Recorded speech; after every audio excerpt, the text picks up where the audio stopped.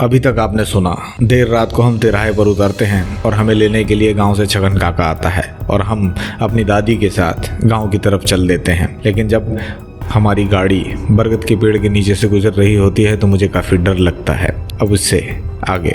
लेकिन वहाँ पर मुझे किसी भी तरह की कोई हलचल, कोई आवाज़ सुनाई नहीं दी।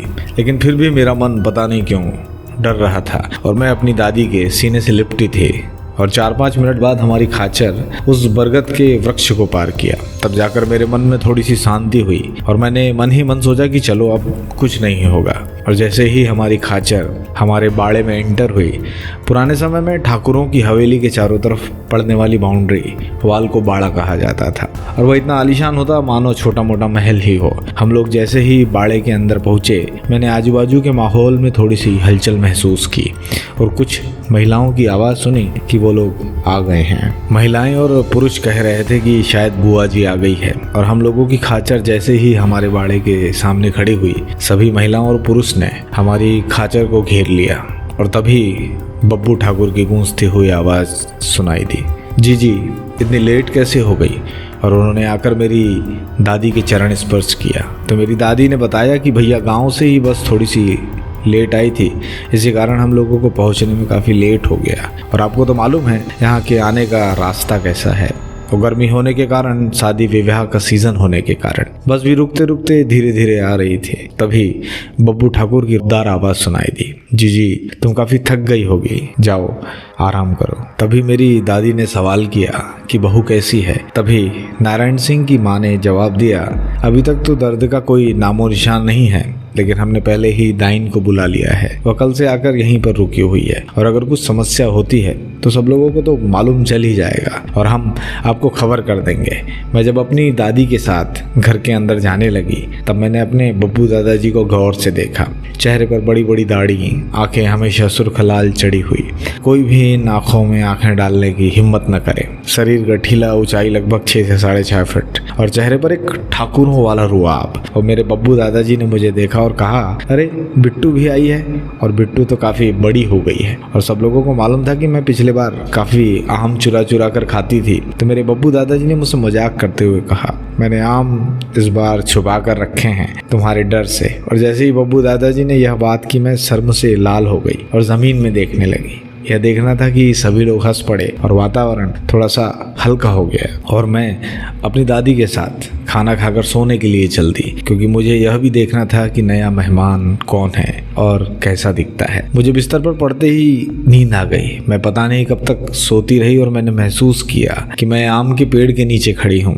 और अचानक से आम के रस की बूंदें मेरे चेहरे पर गिर रही है और मैं धीरे धीरे आम के रस की बूंदों को चख रही हूँ कि तभी अचानक से यह आम के रस की बूंदें एकदम तेज होकर गिरने लगी और मैंने महसूस किया कि यह आम के रस की बूंद के साथ कहीं से कोई मुझे आवाज़ दे रहा है, किसी की आवाज़ भी आ रही है। और जब मैंने आवाज़ पर ध्यान लगाया तो मैंने महसूस किया कि मेरा पूरा चेहरा गीला हो चुका था और जैसे ही साफ साफ करने के लिए गई, अचानक से मेरी नींद खुल गई और मैंने देखा मेरी दादी मेरे चेहरे पर पानी के छींटे मार रही थी और कह रही है, बिट्टू कब तक सोएगी, सुबह के 11 बजने को आए थे और तेरी सभी सहेलियाँ यहाँ से पूछ कर गई हैं कि बिट्टू अभी तक उठी या नहीं, जा बेटा नहा ले और उसके बाद फिर खेलने चली जाना। मैंने भी देखा काफी दिन निकल आया था और मुझे खेलने भी जाना था। मैं भी तुरंत उठकर नहा धोकर अपनी सहेलियों के साथ खेलने के लिए निकल पड़ी। मैं जब शाम को काफी आम खाकर अपनी सहेलियों के साथ खेल कर वापस आई तो मैंने देखा घर पर कुछ ज्यादा ही हलचल सी थी और सभी लोग बरामदे के पास इकट्ठे हुए थे। मैंने देखा मेरी दादी भी वहीं पर खड़ी हुई है। मैंने कुछ कहा नहीं, बस अपनी दादी के पास जाकर खड़ी हो गई और एक कमरे से दुल्हन के कराने की आवाज आ रही थी और साथ में कुछ महिलाओं की आवाज भी थी कि कुछ नहीं होगा, बस थोड़ा सा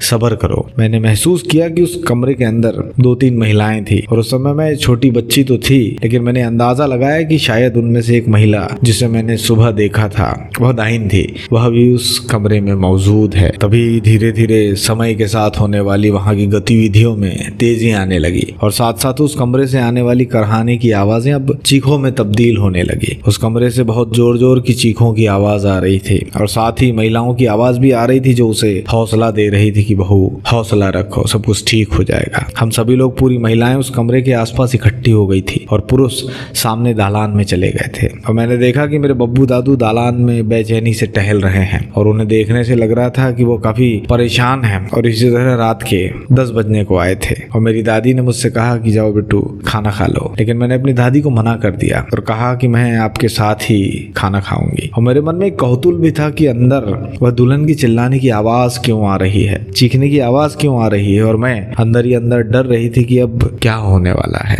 तभी उसी समय अचानक से उस दाइन के चीखने की आवाज सुनाई दी और अंदर से जो बहू के चिल्लाने की आवाज आ रही थी वो बंद हो गई और वहां पर मौजूद हर शख्स ने किसी के हंसने की आवाज सुनी। तभी दाइन चिल्लाती हुई कमरे से बाहर आई और उसने चिल्लाकर कहा, वह जो बच्चा पैदा हुआ है वह ब्रह्म राक्षस है और पैदा होते के साथ ही वह खतरनाक हंसी हंस रहा है और उसकी माँ बेहोश हो गई है और उसकी जान खतरे में है। इतना सुनना था कि मेरी दादी ने जोर की आवाज लगाई और कहा, बब्बू जल्दी आ। मेरे दादू ने जैसे ही मेरी दादी की आवाज को सुना हुआ दौड़कर मेरी दादी के पास पहुंचे और उन्होंने कहा कि जीजी क्या हुआ। तभी मेरी दादी जोर से डरावनी आवाज में बोली कि हमारे घर में ब्रह्म राक्षस पैदा हुआ है, शायद अपनी माँ को भी खा गया है और पैदा होते के साथ हंस रहा है। इतना सुनना था कि बब्बू ठाकुर दौड़कर अंदर गए, उन्होंने अपनी बंदूक लोड कर ली और जैसे ही वह कमरे के अंदर आए उन्होंने देखा वहां एक नीले कलर का बच्चा जिसके पूरे बदन पर बाल ही बाल थे, आंखें बाहर की तरफ निकली हुई थी और मस्तक पर 2 सिंग थे और मुंह में ऐसा लगता था कि खून लगा हुआ है और चेहरे पर पूरे दांत थे। वह इन दांतों को दिखाकर हंस रहा था। इतना देखना था कि बब्बू ठाकुर ने अपनी बंदूक से उस पर 2 फायर कर दिए, लेकिन इतना होने पर भी उस ब्रह्म राक्षस को कोई फर्क नहीं पड़ा और वह और जोर जोर से हंसने लगा। हम सब लोग बाहर खड़े हुए यह मंजर अपनी आंखों से देख रहे थे और हमारे चेहरे ऐसे हो गए थे मानो काटो तो खून नहीं। तभी मेरी दादी ने हिम्मत से काम लेते हुए अपने भाई को आवाज दी और कहा,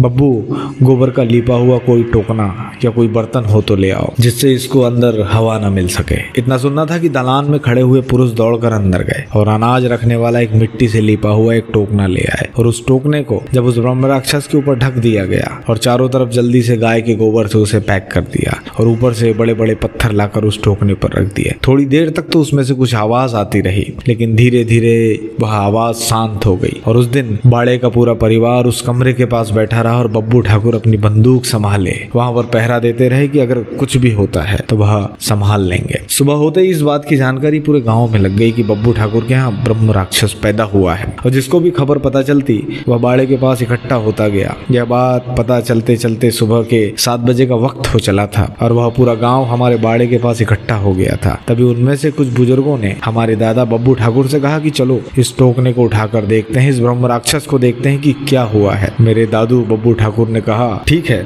देखते हैं, लेकिन सभी लोग अपने अपने हथियार ले आओ। और कुछ लोग अपने साथ भाला, तलवार और बंदूक लेकर आए और सबने उस कमरे को घेर लिया। और जब नारायण सिंह की पत्नी प्रमिला को चेक किया तो दाइन ने कहा कि अभी जिंदा है, इसे कुछ हुआ नहीं और शायद बेहोशी थी। तभी गांव के जो लोग हिम्मत करके वहां पर आए हुए थे उन सब ने टुकने को जमीन से धीरे से बाहर की तरफ खींचा और उस कमरे के बाहर निकालकर उसके चारों तरफ खड़े हो गए। और जब उन्होंने उस टोकने को उठाया तो देखा कि वहां पर एक आधा शैतान और आधा आदमी दिखने वाला एक ब्रह्म राक्षस मरा पड़ा था, जिसके शरीर पर भालू की तरह बाल होने के कारण काफी मोटा दिख रहा था। दांत अब भी बाहर थे और ऐसा लग रहा था मानो सबको खा जाएगा। तभी मेरे दादू ने उस शैतान की लाश उठाई, बोरे में लपेटा और उसे ले चले अपने खेतों में पड़ने वाले बंजर इलाके की तरफ। और जब वो वहां पर पहुंचे तो साथ में कुछ लोग भी थे जिन्होंने अपने साथ कुदाल फावड़ा लिया हुआ था और हम लोग सब पीछे पीछे चल रहे थे। और जब हम वहां पहुंचे तो देखा कि काफी गहरा गड्ढा किया गया है और उसके अंदर उस शैतान को गाड़ दिया और उसके बाद जब गड्ढे को पूरी तरह बुझा दिया गया और उसके ऊपर एक भगवान की प्रतिमा स्थापित कर दी गई। और जब तक पूरा कार्यक्रम चलता रहा बब्बू ठाकुर अपनी निगरानी में वहीं पर खड़े रहे और उसके बाद पंडित जी ने उस पूरे इलाके को मंत्र से अभिमंत्रित करके बांध दिया। इतनी बात बोलकर मेरी नानी चुप हो गई और मैंने अपनी नानी से पूछा कि फिर क्या हुआ। तो मेरी नानी ने मुझे बताया कि फिर क्या था, हम लोग घर वापस आ गए, जिंदगी वापस फिर ढर्रे पर चलती रही, सब कुछ वैसा ही चलता रहा। तभी फिर मेरी नानी ने मुझसे पूछा कि तेरे मन में एक सवाल तो होगा कि उस जगह का क्या हुआ। तो मैंने पूछा, हाँ नानी मेरे मन में सवाल है कि उस जगह का क्या हुआ। तो मेरी नानी ने मुझे वापस सवाल किया कि तूने काला देव का नाम सुना है। मैंने कहा हाँ। तभी मेरी नानी ने कहा वह ब्रह्म राक्षस उस काला देव के नीचे ही गड़ा है। और तभी मुझे एक बात समझ में आई कि क्यों उस जगह पर कोई जाता नहीं है और क्यों उस काला देव की कोई पूजा नहीं करता है।